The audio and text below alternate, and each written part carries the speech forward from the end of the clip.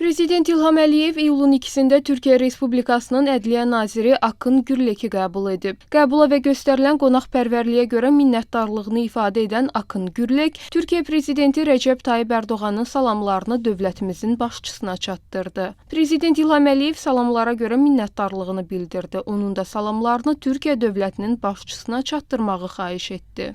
Qonaq ortaq tarixə, mədəniyyətə və qardaşlığa əsaslanan əlaqələrimizin Azərbaycan və Türkiyə prezidentləri arasında mövcud olan səmimi münasibətlər sayəsində daha da inkişaf etdiyini vurğuladı. Türkiyənin Ədliyyə Naziri dövlətimizin başçısının güclü liderliyi ilə ölkəmizin inkişaf etdiyini deyərək, bu xüsusda Azərbaycanın iqtisadi tərəqqisinə, beynəlxalq nüfuzunun daha da artmasına və tarixi Qarabağ zəfərinə toxundu. Akın Gürlek həmçinin Azərbaycanın bölgədə enerji, bağlantılar, o cümlədən Zəngəzur dəhlizi kimi strateji layihələrin həyata keçirilməsində önəmli rolunu vurğuladı və Türkiyənin bundan sonra da ölkəmizin yanında olacağını dedi. Söhbət zamanı bütün sahələri əhatə edən Azərbaycan-Türkiyə qardaşlıq və müttəfiqlik münasibətlərinin uğurla inkişaf etdiyi məmnunluqla vurğulandı. Ölkələrimizin ədliyyə nazirlikləri arasında səmərəli tərəfdaşlığın qurulduğu bildirilərək, əməkdaşlığın genişləndirilməsi ilə bağlı məsələlər ətrafında fikir mübadiləsi aparıldı.